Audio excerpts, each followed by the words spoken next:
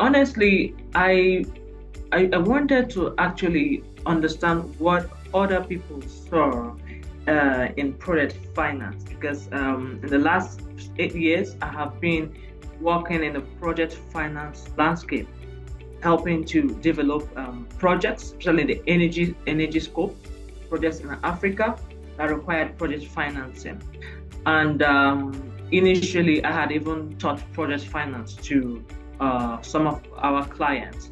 However, when I discovered the DFIP, I was a bit curious to know what other companies or what other advisors have in their briefcase regarding project finance. So I signed up out of curiosity, and also to maybe meet any knowledge gap I would have.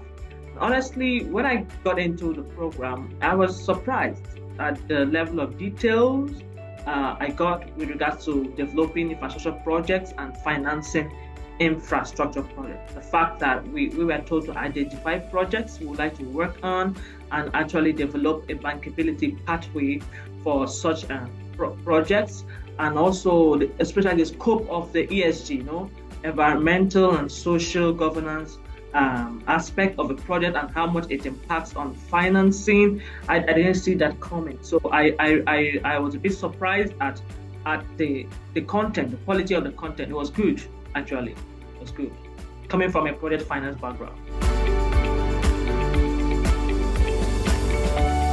Well, though, since I'm in the infrastructure projects ecosystem currently, I plan to apply all that I learned in analyzing projects to identify the risks domiciled in those projects and being able to structure the projects such that the parties that are in the best position to manage those risks are located the relevant risks to them, so that we can de-risk the project up to the point that the capital providers, like debt or equity, are provided some form of comfort. The good thing about this DFIP program is that and consider the unique characteristics of developing projects in Africa. Because I'm looking at also bringing some of the projects I'm doing in the US and diaspora to Africa, because there are two different climes. So we were taught to understand, what it takes to develop projects in Africa, whether it's energy, roads, seaports, airports, hospitality, or social infrastructure. So from what I gleaned in the program, with regards to identify those distinct risks and the environmental issues, the political issues, the technological issues, the commercial risks in the African climate, I'll be able to structure projects such that there will be constant revenue stream to pay back capital providers. Don't hesitate, because the program provide comprehensive training and support to project sponsors, even if one is a beginner, in the field of project finance, already an established transaction advisor. There's always something new to learn, and so the program would equip such an individual with necessary skills for project development, for financing, for execution, especially and particularly within the African context.